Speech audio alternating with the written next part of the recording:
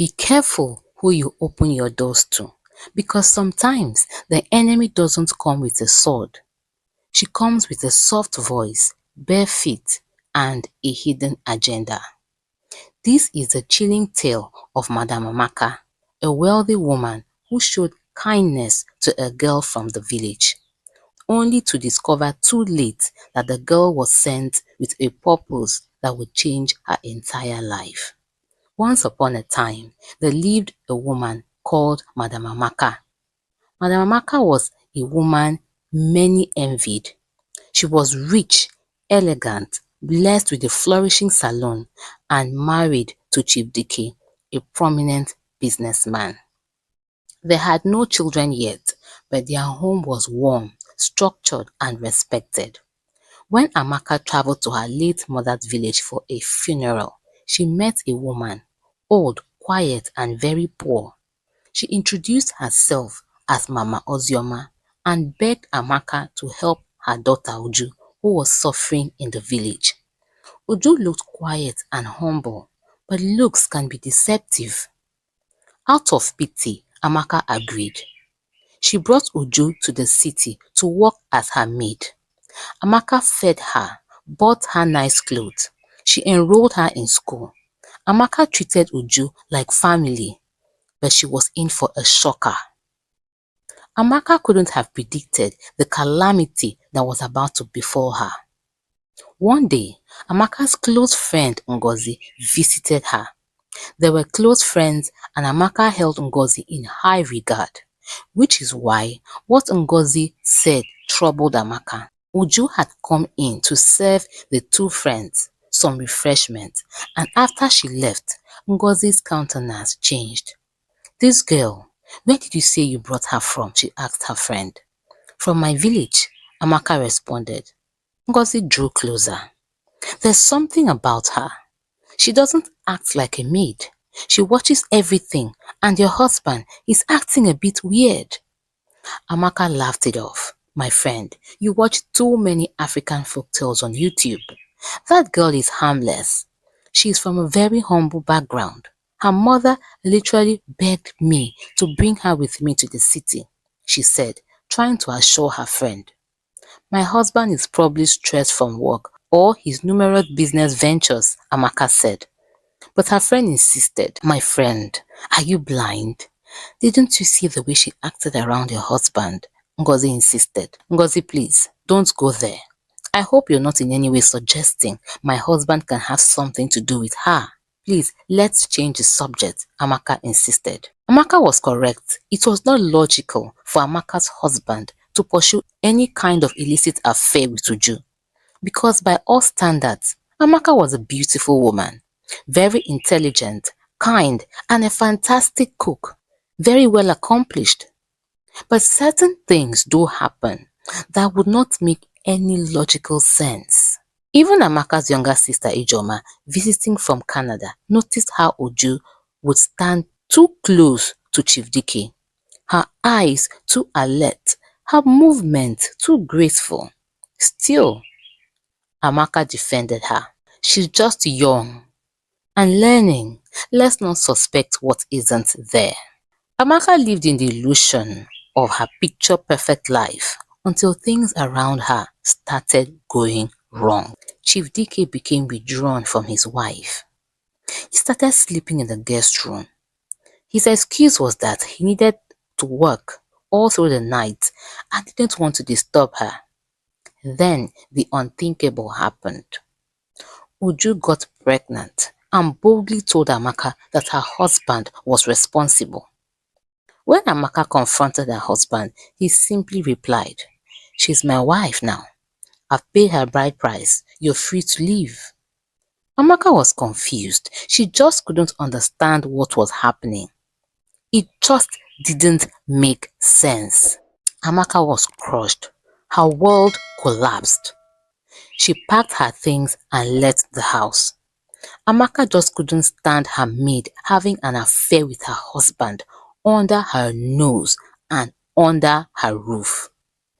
Amaka moved into Ngozi's house, but her heart was still with Dike. Something just didn't sit right with her. Her dreams became strange. She began hearing voices, seeing visions of Uju's mother standing over her bed at night.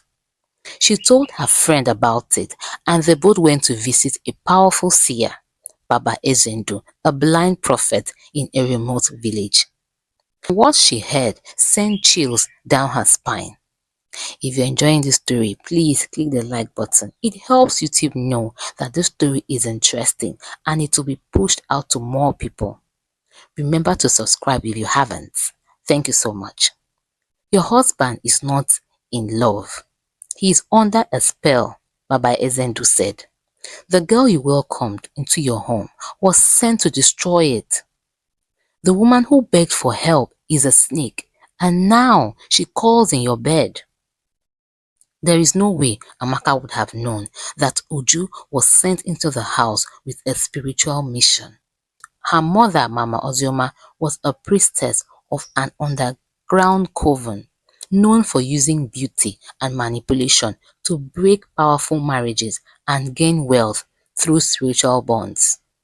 Each morning, Uju would bathe with water prepared by her mother. Each night, she would sprinkle a strange powder under Chief Dike's pillow. With guidance from Baba Ezendu, Amaka performed a cleansing ritual that lasted 7 days. But she was instructed to return to her home to carry out the rest of the activities that would free Dike. But there was one of the activities that the seer asked Amaka to do that gave her sleepless nights. Amaka was told to cut a red string that Uju usually tied around her ankle. Amaka had asked Uju about the red string when she came into her home newly, and Uju had told her that it was for protection. Amaka couldn't have known that it was a charm. Amaka couldn't believe how blind and naive she had been. She found it even more difficult and demeaning going to face Dike and Uju. But she summoned the courage and went back. Uju gave Dike the condition that Amaka could only come back as a maid. Amaka had no choice. She agreed. Uju made her life a living hell. Uju, her maid, asked her to cook. When she refused, Uju would tell Dike, and Dike would tell Amaka that Uju was now in charge, and if she didn't do what Uju wanted, she would have to leave his house. Amaka had no choice but to cook, mop the floor, wash Uju's clothes, and with her hands, even though they had a washing machine. All the while, Uju would stand beside her, sipping her wine, mocking her, and giving her more instructions. Amaka, who was doing everything Uju wanted, was planning quietly, and when it was time, she swung into action. She carried out all the activities the seer had instructed her to do. She poured oil at the corners of the house, she burned her husband's old clothes, but one final task remained: the red string tied to Uju's ankle. Amaka had a plan, but she didn't know if it would work. One day, Amaka sat outside and began to do her pedicure. Uju came out and saw her and laughed out loud. She went in and returned with a pile of clothes and dumped them right on Amaka's freshly painted toenails, smearing the nail polish that hadn't dried yet. "Who are you painting your toenails for? I hope it's not for my man. Wash these clothes and when you're done, come and repaint my toenails." Amaka proceeded to wash the clothes and then went in to attend to Uju. Amaka told Uju that she could also scrub her feet with a foot scrub so that it would be soft and it would glow, complementing her new nail polish. Uju foolishly agreed. While she was giving her the foot scrub, Uju dozed off. Amaka quickly brought out a sharp scissors from her nail kit and cut the string into two. Amaka then proceeded to finish the pedicure. When Uju woke up and saw the finished product, she exclaimed, "This is nice," she said to Amaka. "Finally, you are useful." Something shocked Amaka. Uju didn't seem to notice that the red string on her ankle was gone. Amaka was even more shocked that on the seventh night, the spell broke. Chief Dike collapsed, vomiting dark liquid. When he awoke, he screamed, "Where's my wife?"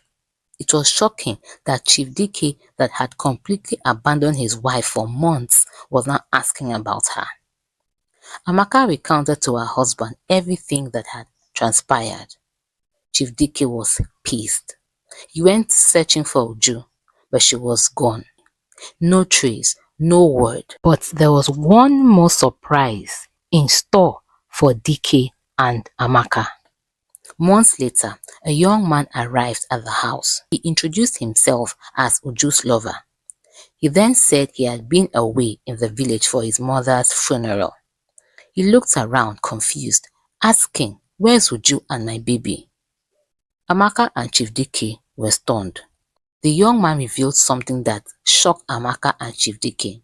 He told them that the baby Uju claimed belonged to Chief Dike was his. He had no idea she caused so much havoc, lying to everyone that Chief Dike got her pregnant.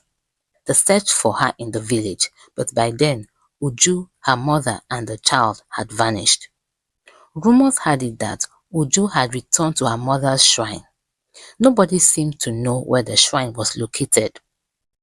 Amaka and Dike renewed their love, and she rebuilt her life, stronger, wiser. She now runs a foundation for women who have been betrayed and deceived. She often says, "Never open your door so wide that even your enemy walks in smiling." Because sometimes the people who call you madam today may be planning to wear your crown tomorrow. If you enjoyed this story, remember to give me a thumbs up, subscribe if you haven't. Remember, subscription is free. Watch this video on the screen. I'm sure you're going to enjoy it.